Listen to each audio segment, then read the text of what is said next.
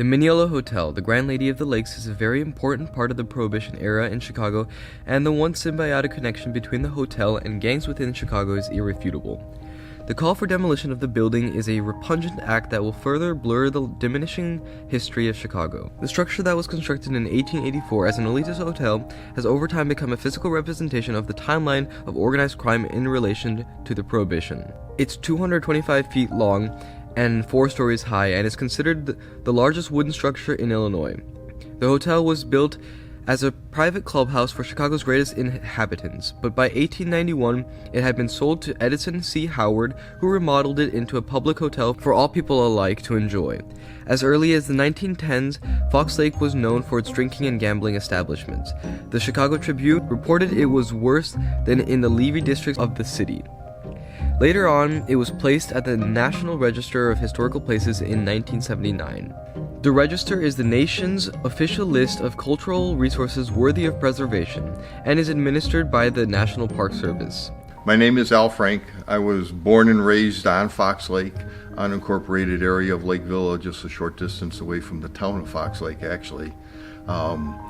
We've had a family business in Fox Lake since the 1959. Since 1984, I actually have been a sheriff's deputy patrolling the Channel Lakes. The people in Fox Lake and the community of the whole Chicagoland district has benefited from this resort area of Fox Lake for many years. And yes, it would be nice if somebody would step up and really restore this place, or step up and for funds towards it. However, making it on the 10 most endangered places list is quite the coup in the long struggle to get the Mineola restored and protected. Pete Jaxis, his father, bought the place like in 1943, and Pete Jaxis Jr.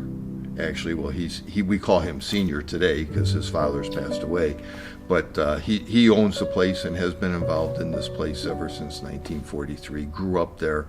Fox Lake wanted to force Jaxta, the current owner, to vacate the building. Village officials described the structure as damaged, decayed, dilapidated, and structurally unsafe. In the 50s, I know it had a fire on one of the floors, and that was extinguished.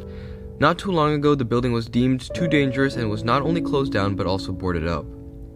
During the Prohibition era, between 1920 and 1933, the Lakes region became a notorious hangout for Chicago mobsters. Chicago was shutting down these kind of places, and that's why Fox Lake grew into that kind of place. The Mineola reportedly a hideaway for Al Capone and his gang, who could freely gamble and drink.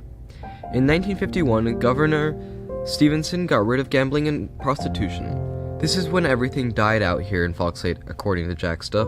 That's when law enforcement got involved and started shutting down the gambling end of the resort business. So in the 50s, the shift changed from the gambling and resort business, and it went into more of the resort business, and people would spend vacations up there.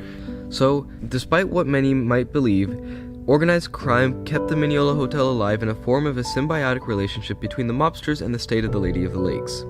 Mobsters used the money made from gambling winnings, prostitution, and the illegal alcohol sales during the American era of Prohibition to keep the hotel in good working condition. And after the fall of organized crime with the restriction on gambling and prostitution, along with legalization of alcohol, the hotel was abandoned. And in the early 60s, I think it was 63, that was the last visitor that actually paid for a room in the hotel. And the hotel itself was shut down, and it was just the lounge was open and the bar was open. And then in the mid-80s, the Historical Society, new roof was put on, painted the place up. It was looking real nice. He had a little tragedy that happened in his life. His daughter actually had a heart attack and died. And that's when the Village of Fox Lake came in. Every year they do an inspection on all properties out there for the business licenses. And they actually wound up condemning the building and shutting him down as far as keeping the bar and the restaurant end of it open. That was done, I believe, in 2011. And since then, it's been vacant. And a little court battle went on between him and the Village of Fox Lake.